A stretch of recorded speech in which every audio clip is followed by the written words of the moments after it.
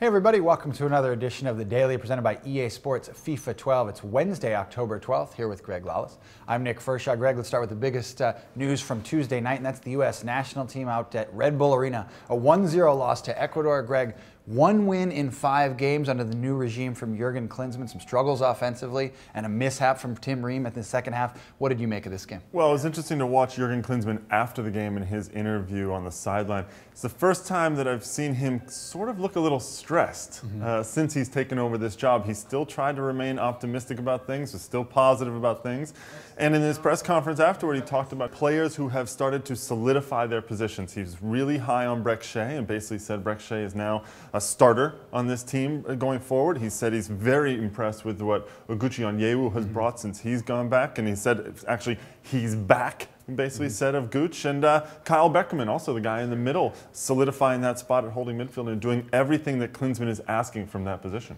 Kyle Beckerman obviously played well last night. He got the start with Maurice Edu in the midfield in place of Michael Bradley, and you mentioned Oguchi Onyewu back. His first start into the new Jurgen Klinsmann regime. Let's talk really quickly about some of the MLSers. You mentioned Brek Shea, clearly fatigued. We've talked to Shellis Hyman about that. And then Tim Ream, the focal point in the second half, coming on for Carlos Bocanegra. A slip up from Tim Ream in front of the hometown crowd. What do we make? Yeah, well, you know what? You look at it, and this is a real slip-up defensively. He's looking at the defender, not watching where the ball is. We always talk about, you know, you need to keep an eye on the ball and the defender, and this is basically, you know, he messes this one up, let's be honest, and I'm sure Tim Ream would be the first one to say that. Of course, automatically the calls go out that Omar Gonzalez or George John needs to be brought in and have a look at.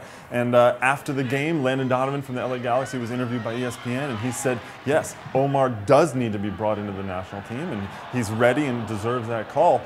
Tim Ream, you know what though? He's playing very well for New York right now, I think, and he's finding his form there, and he's just having some really bad luck when he goes to play for the U.S. A lot of storylines coming out of this one. A lot of players trying to cement their role with Jurgen Klinsmann's team. There's full stories and all the coverage on MLSsoccer.com. And also, Greg, in action on Tuesday night, that's the Canadian national team. A little bit of a setback for them. A scoreless draw against Puerto Rico. What do we make of the Canadian? Well, they come off of that 7-0 win at St. Lucia on Friday, and they come home to BMO Field for a 0-0 draw with Puerto Rico.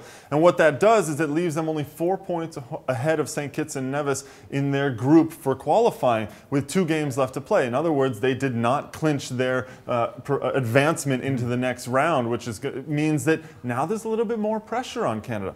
Obviously, they're the best team in this group. They should get through this easily. They should have beaten Puerto Rico last night based on paper, but the performance wasn't there, and they ended up with a draw, and now there's some pressure on them for those final 2 games. A lot of MLSers in action on the international FIFA date. You can find that on MLSsoccer.com, everybody from Jamaica and all over the world. Let's move on to some MLS action for Wednesday night. FC Dallas at the Chicago Fire, 8:30 p.m. Eastern on Matchday Live. The moment that FC Dallas has been waiting for. They get a result out of this one. They clinch a postseason spot. What do they need to do against Chicago? Well, let's think about this though, Nick. Getting a result is not easy right now for FC Dallas. 4 games in a row that they've lost, all of them by shutouts right now. Now, Brek Shea is coming to Chicago to join the team. He'll be on the bench. Shellis Hyman told us on Extra Time Radio earlier this week he hopes he doesn't have to use him. Remember, Brek went 45 minutes for the U.S., so he might have some legs, but you have to imagine he's shot right now, and really they don't want to use him at all. But there's some hope for Dallas because Chicago are hurting right now. Dominic Oduro had a fever over the weekend. Supposedly it went up to 105, so he's a game-time decision. And Marco Papa, the very creative midfielder, scores a lot of goals for the Fire. He played for Guatemala on Tuesday night, so odds are he's not going to see any time as well. So if Dallas can get the win, they will clinch the playoff spot. Remember this, in 2010, they also clinched their playoff spot against the Chicago Fire. Well, 3 wins in the last 5 for the Chicago Fire, but only 3 games left on the regular season schedule. Greg, they need 3 points out of this one if they're going to hope to advance to the postseason. Moving on, a big game in the nightcap, 10 p.m. Eastern, DC United at Vancouver. You can follow that on Matchday Live. And for DC United, Greg, one of the best road teams in the league, the most wins on the road in the Eastern Conference, but they go very far west against a Vancouver team that played very well last time out. Yeah, obviously the travel is going to be a big thing. Vancouver coming off of that 3-0 win over Real Salt Lake at BC Place. The new stadium was rocking, and I expect it will be tonight as well.